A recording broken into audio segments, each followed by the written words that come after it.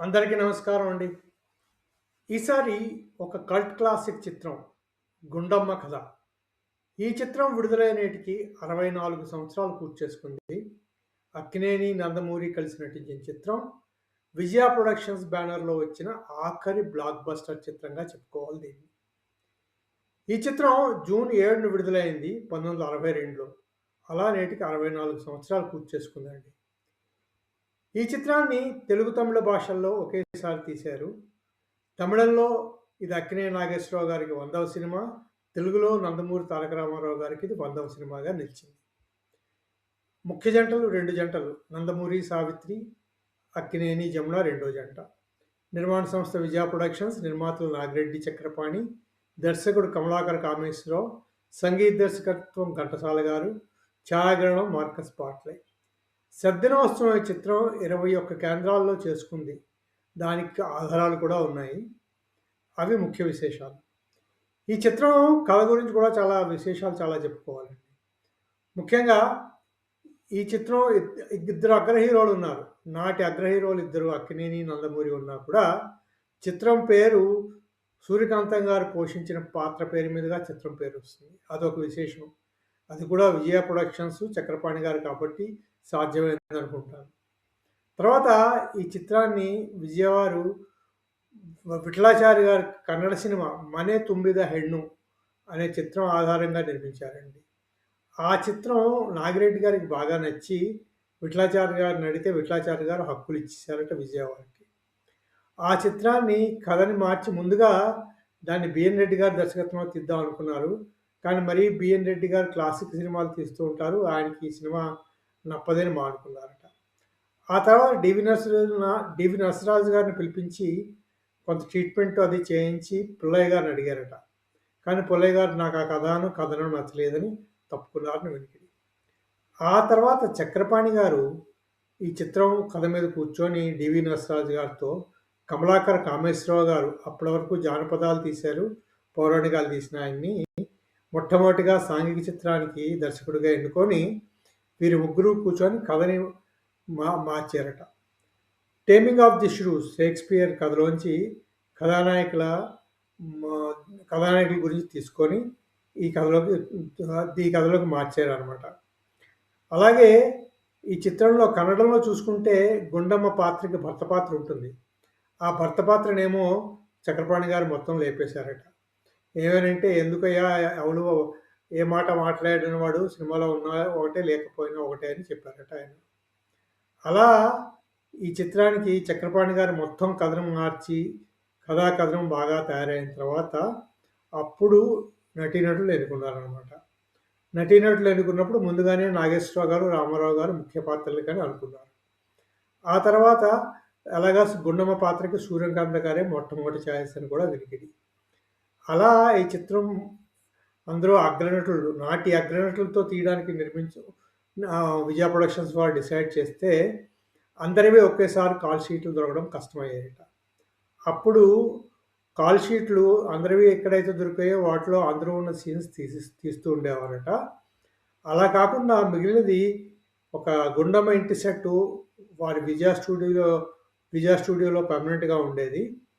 ఏ నటులు దొరికితే ఏ రోజు ఎవరు ఖాళీగా ఉంటే వారితో ఆ రోజు సీన్స్ తీసేవారట. ఎందుకంటే స్క్రిప్ట్ ఎప్పుడు రెడీగా ఉండేది కాబట్టి, బాండ్ స్క్రిప్ట్. ఏ రోజు ఏ ఆర్టిస్టులు దొరికితే ప్రతిరోజు చక్రపాణి గారు ఉదయాన్నే అందరికీ ఫోన్ చేసేవారట. నాగేశ్వరరావు గారికి, రామారావుకి, తర్వాత సావిత్రికి, జమునికి ఫోన్ చేసి ఏ ఆర్టిస్ట్ ఫ్రీగా ఉంటే వాళ్ళని వచ్చేవారట షూటింగ్కి. అలా ఈ చిత్రం షూటింగ్ జరిగింది. చాలా రోజులు జరిగిందని కూడా అంటారనమాట. ఈ చిత్రం పూర్తయిన తర్వాత ప్రివ్యూ వేశారట కొంతమందికి. అంటే వాళ్ళ కుటుంబంలో వాళ్ళకి దీనికి. ఈ చిత్రం అప్పుడు ప్రివ్యూ చూసిన కేవీ రెడ్డి గారు, ఈ చిత్రం ఏముంది, కృష్ణా జిల్లాలోని 2 పెద్ద కుటుంబాల వాళ్ళకి వల్ల ఉంది అని అన్నారట. కానీ ఆ ప్రివ్యూ చూసినప్పుడు రామారావు గారు వచ్చినప్పుడు నిక్కర్లో వచ్చినప్పుడు చూసి పిల్లలు చాలా కేరింతలు కొట్టారట. అది చూసి చక్రపాణి గారు ఈ చిత్రం హిట్ అవుతుందని చెప్పారని వినికిడి. అదండి గుండమ్మ కథలో చాలా పెట్ట కథలు ఉన్నాయన్నమాట. అలా షూటింగ్ చాలా రోజులు పూర్తి చేసుకొని తర్వాత రిలీజ్ చేశారనమాట. కేవీ రెడ్డి గారికి మట్టుకు ఈ చిత్రం ఆడుతుందని నమ్మకం లేదట. కానీ ఈ చిత్రం విడుదలై సూపర్ డూపర్ హిట్ అయ్యేసరికి కేవీ రెడ్డి గారు అనేవారట, "ఈ చిత్రం ఎలా ఆడుతోందో నాకే అర్థం కావట్లేదు" అన్నారట. "ప్రజలు ఎందుకు చూస్తున్నారో కూడా అర్థం కావట్లేదు" అని చెప్పేవారట. అవి గుండమ్మ కథ గురించిన కొన్ని విశేషాలండి. తర్వాత గుండమ్మ కథ ఇంకో విశేషం ఏంటంటే, ఇది విజయ ప్రొడక్షన్స్ బ్యానర్‌లో వచ్చిన ఆఖరి బ్లాక్ బస్టర్ చిత్రంగా చెప్పుకోవాలి. ఎందుకంటే తర్వాత వారు వచ్చిన సినిమాలేవి ఇంత విజయవంతం కాలేదు. అలాగే అక్కినేని నాగేశ్వరరావు గారికి కూడా విజయ బ్యానర్‌లో ఇదే ఆఖరి చిత్రం. అవండి. ఇకపోతే ఈ చిత్రం కథనం అయిన తర్వాత కథలో పూర్తయిన తర్వాత ముఖ్య పాత్రలు చూసుకుంటే రాజా అక్కినేని నాగేశ్వరరావు, అంజీ ఆంజనేయ ప్రసాద్ ఎన్టీ రామారావు, లక్ష్మి సావిత్రి, సరోజ జమున, గుండమ్మ సూర్యకాంతం, రామభద్రయ్య అంటే రాజా అంజీ తండ్రి ఎస్వి రంగారావు, ఘంటయ్య అంటే గుండమ్మకి తమ్ముడు వరుస రమణారెడ్డి, తర్వాత ప్రభాకర్ హర్నాథ్ గుండమ్మ కొడుకు, పద్మ ఎల్ విజయలక్ష్మి గుండమ్మ కోడలు. ఇవి ముఖ్య పాత్రలు అని చెప్పుకోవచ్చు ఈ సినిమా అండి.